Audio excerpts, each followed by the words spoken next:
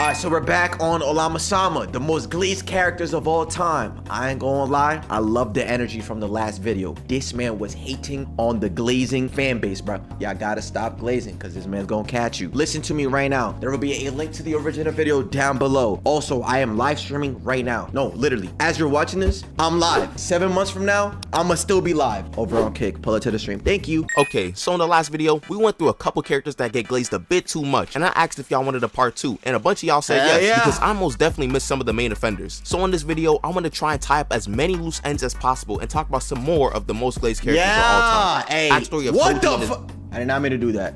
Okay. I wanted to hear about Toji. And why Gojo and I in here, bro? Let me see. Let me just do a quick look. I don't see Toji. I don't see Gojo in here, bro. What's good with you, bro?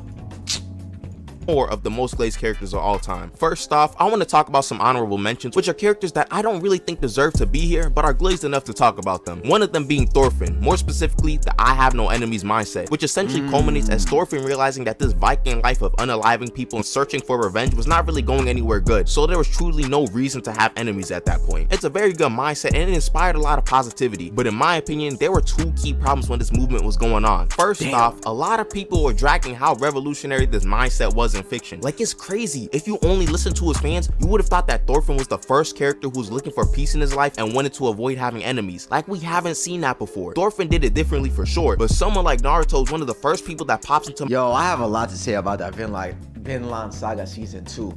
So, okay, thinking about it, okay, it was amazing. I get it. Okay, I love the story how— Nah, I'm gonna get hated for this, bro. Okay, I'll just say this. I just feel like it was too slow, especially waiting on it on a weekly basis to not see much action. But I can see why people spoke very high of season 2. Like, I understand, okay? I'll just leave it at that, okay? I'll just leave it at that. In my mind when I think of not wanting— I'ma keep it 100. That 2 saga was ass. Oh, see, but that's the thing. People that said what you said, people that had that take, that was me at the beginning, because I thought, you know, just coming from season 1 and how crazy it was, and in my head I'm like, yo, Thorfinn, you are the son of, what's his name, Thor's or whatever, one of the strongest Vikings ever, fighter ever, like, your past. And I just wanted to see action and him cutting people up and crazy. And then as I just kept watching, I was okay, I understand, but can we at least see something? And we didn't really see something. And the whole time I'm like, okay, if there wasn't any action in this episode, there's bound to be action on the next episode, right? And it was like, no. And I was like, damn. But then the season ended. I was like, okay, I understand. Like, I understand how beautiful it is. I see that transition, but still, bro, I just feel like it was too slow watching it from a weekly basis. Having enemies. The other half of the time, people wouldn't even follow the mindset. They'll yap about having no enemies, then an hour later, get on the game shouting the most foul rhetoric of all time. Your life is nothing. You serve zero purpose. Zero purpose. You should kill— One of the other characters that I wanted to briefly mention is Guts, who isn't glazed like other characters. I think it's just that nowadays Berserk is becoming more mainstream, so people are starting to do more Berserk related things, like getting the brand of sacrifice tattooed on them, which I would never do personally, because in the series it's supposed to summon demons, but that's probably the inner preacher in me tweaking out over it. I don't actually care if other people do it. And finally, the last character in the honorable mentions is Zoro. I was really debating putting Zoro in here because he does have a lot of glazers, but the Zoro fans are much more fierce and numerous than the Shanks fans, and I've already revealed that Sanji is my favorite of the two, so it probably wouldn't end well for me. So I guess all I say about Zoro is that he's a cool character, just has a lot of glazers. Yo, Benza, thank you for the follow. Work. There's no way out of this. Yo, where's Soul Illuminati at, bro? You're done. Nah, y'all are crazy if you actually thought I wasn't putting this man in the video. Luffy Glaze makes sense because he's the MC, but this man Zoro be getting so much gawk from his fans, it's not even funny. Now, I think we all understand the appeal to Zoro. Exactly. Any OP characters having an infinite amount of glazers, for sure, bro. I mean, Luffy, Goku, that, yeah, we kind of went through that on the first episode. but I was looking for more, you know, more unique answers, because Luffy is a given. Like, that's just, of course, that's gonna happen. He's a really cool character and the vice captain of the Straw Hats, and he's consistently shown his loyalty to Luffy and the crew time after time. Plus, his fighting style is extremely unique because he uses 3 swords to fight people. And when he's getting serious, he puts on a bandana, which is honestly really cold. But y'all be glazing this man like he's the captain himself. What's up, Zuzu? Hint, hint. And what I mean by this is Zoro's inflated strength in the eyes of some of his fans. It's like YT Shanks again, but worse because it's not justified. Like, people really think that this man is an admiral level fighter or stronger. Like, how do we believe that Zoro is stronger than Kizaru? I don't care what we've seen in the manga. He's getting speed blitzed and beat by Kizaru 10 times out of 10. And don't tell me that I'm being crazy. You Zoro fans brought this upon yourselves because the Zoro Glaze doesn't even stop there. Remember ZKK, which was a theory going on during the Wano arc run in the manga? Out of all the theories and agendas in One Piece, this one actually had some people in a chokehold. Essentially, ZKK stands for Zoro kills Kaido, and people really thought this was finna happen. All of the delusion from the Zoro fans was culminating, and what did they get? Zoro pulled out his strongest move at the time, Ashura, against Kaido, and left him with a chest wound that Kaido kinda— Bruh, you took out 9 swords at your ass, and you only left 1 swipe? No. At the time, Ashura— 1, 2, 3, 4. How many? 4, 5, 6, 7, 8, 9. Yo! I counted right. Is there 1 hidden in his butt for real? Make that 10. But damn, just 1 swipe? Against Kaido, and left him with a chest wound that Kaido kinda just walked off anyways. Did the Zoro fans really believe that Luffy wasn't gonna beat Kaido in the end? It only makes sense for the captain of the crew to defeat the Yonko, and that leads me to my next point for the Zoro Glazers. There are a certain subgroup of people that believe that Zoro and Luffy are equal in strength. Yet again, I don't know what series you guys have read and or watched, but there is no way we are saying Zoro is the same strength as Luffy. I don't care about them both having Conqueror's Coding or whatever other gymnastics the Zoro fans want to go through. Zoro is closer to Sanji than he is to Luffy, easily. Which brings me to an elephant in the room: Zoro Glazers versus Sanji Glazers. Despite all the slander Sanji fans go through, they are more reasonable when it comes to talking about strength than Zoro fans. Zoro Glazers for some reason will always hate to admit that Sanji and Zoro are almost equals in strength, which is crazy considering that one is only seen cooking and simping and the other one is actually training. I don't care which one you like more, but these guys are basically the rivals of the crew. Yet the Zoro Glaze has allowed some of y'all to act like there's some massive gap between him and Sanji. And while we're still in One Piece, it's only natural that we talk about Zoro's master as well, Dracul Mihawk. After the last video, it has come to my attention that I might have come off as a Mihawk Glazer, which is probably more true than it is false. You know, it's my fault. No, but it was more of a comparison thing. It wasn't you glazing for real. But shit, hey, you say he the most powerful swordsman. Hold on, I might hop on that glazing too. It's false. You know, it's my fault that I took Oda's word when he stated that Mihawk is the strongest swordsman in the world. Which also roughly translates to the strongest person in the world who uses a sword. And you know, we've seen someone like Shanks use a sword as his primary weapon, which makes him a swordsman. But I guess I was getting too hasty. And I also like to try to be impartial, so let's talk about it. First off, as we all know, Mihawk is the strongest swordsman in One Piece and a character shrouded with mystery. When we talk about characters with self-interest, Mihawk is one of the prime examples of that. He acts of his own accord and he just spends most of his time in the series chilling. He's kind of like the max player in the game who just looks for achievements. Now, the Mihawk Glaze and the Shanks Glaze are almost comparable in magnitude. One fan base uses Walmart Roger comparisons and heights, while the other clings to a single title that could potentially cause their favorite character to look like a fraud in the end. For example, why on earth is the world's strongest swordsman in the East Blue chasing Dawn Creek and bullying pre-Alabasta Straw Hats? We should also talk about his performance during Marineford. This man Vista was giving Mihawk the fight of his lifetime. He made Mihawk sweat so much that he had to run away. Then we can't forget the fact that this guy was getting his slashes blocked by Jozu, Crocodile, and freaking Das Bones. We might actually need Alabasta Zoro to teach this man a thing or two. And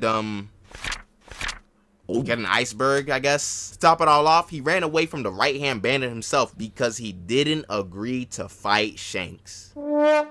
Damn, running away from a fight couldn't be me. All this man has really done in the series. Mihawk Glazers will also cling to the fact that he has a black blade, which is definitely something special, but we don't even know how this man got it. For all we know, the memes are true and he just painted the blade. But there are some people who are still saying that this man is top 1 in the verse, despite the fact that this man has only shown us to be an East Blue merchant who only relies on sword skill and not his strength. The Mihawk fans are really putting all their hopes and dreams into this last arc because Mihawk needs to perform. Now, we can only hope that this segment satisfies the Shanks fans so they can finally stop yapping about Mr. Pre-Devil Fruit Blackbeard victim and release me from my shackles.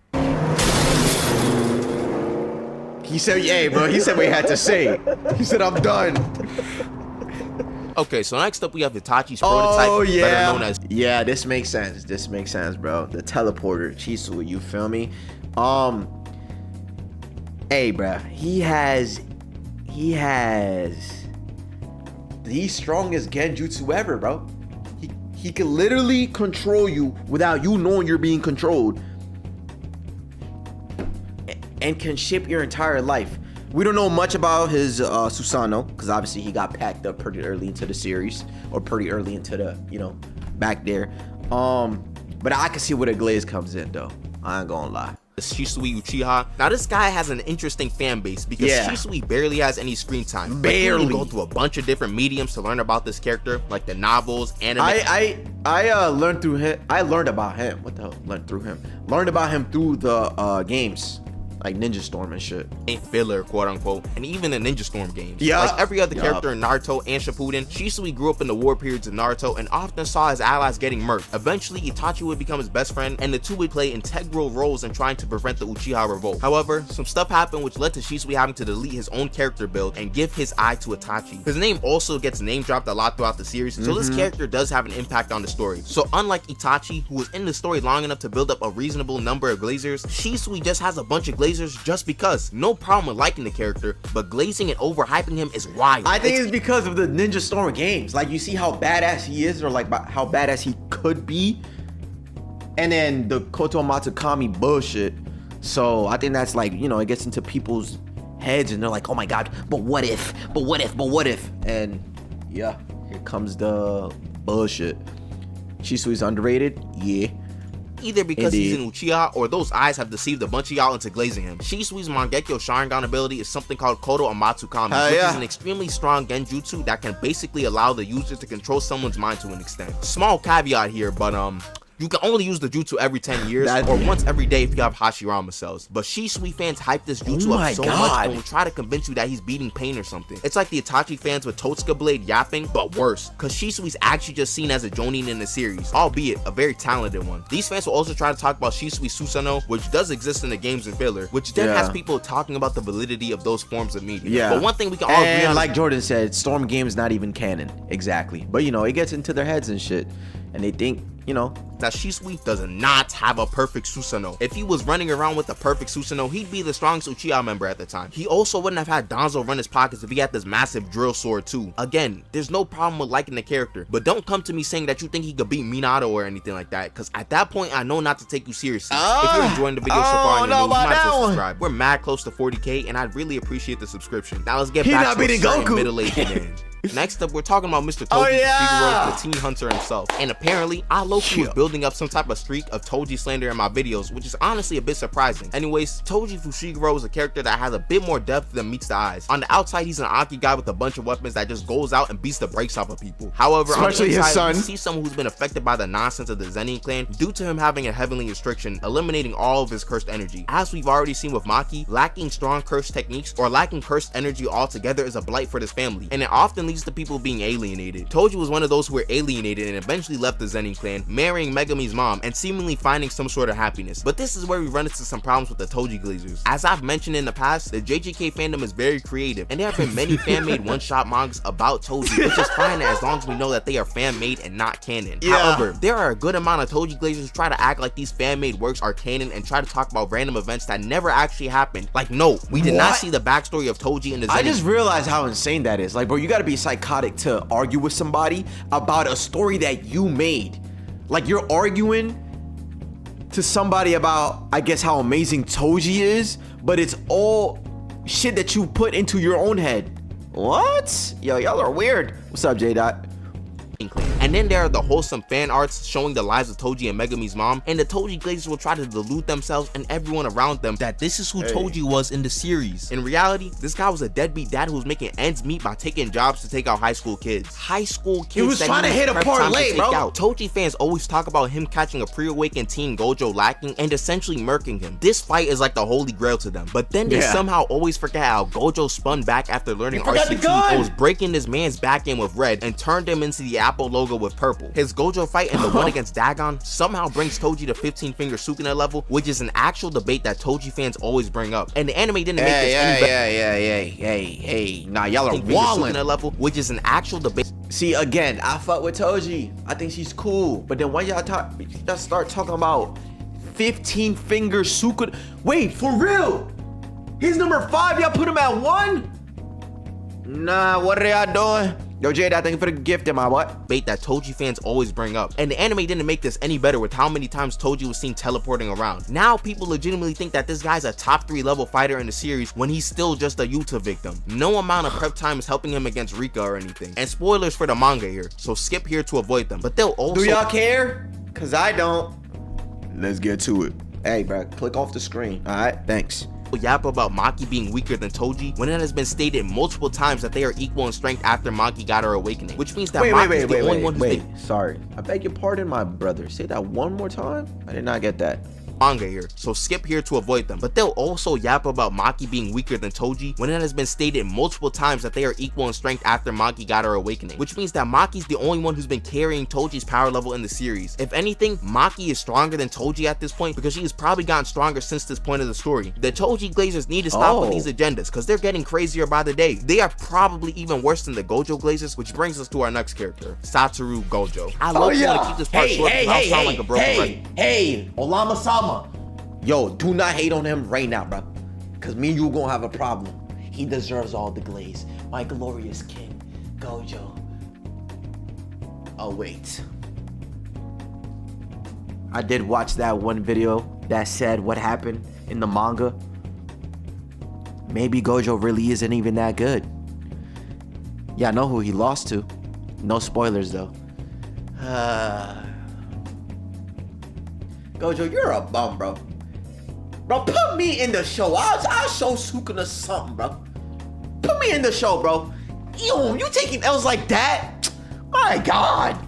We all know that Gojo Glazers come in all sorts of fashions, whether it be because of his strength, how he looks, or even his influence on New Gen as a whole. Despite what many may say, Gojo is a well-written character and his abilities coincide with some of the struggles he has as the strongest. Infinity is an ability that creates an unreachable distance between Gojo and anyone or thing he doesn't want to pass that barrier. Fire. This is similar to how since Gojo is the strongest, he could never really have a strong connection between himself and others. That's why Gojo can come off as cold at times. But we all know that half the time the Gojo Glazers are not thinking about that. They are typically in the comments talking about how Gojo solos someone's favorite verse because of Infinity, which is probably one of the main reasons a lot of people hate talking about Gojo. To bypass Infinity, which is an infinite space, you need infinite speed or some type of hacks that help you touch Gojo. Now, I can only imagine that this very ability has caused many broken keyboards and raging from some people because not a lot of our favorite characters can get by it. For example, if you can argue it well, keywords being argue it well, you can even claim that Gojo can beat Goku, which is an extremely controversial statement. Not even the author can deal with this ability effectively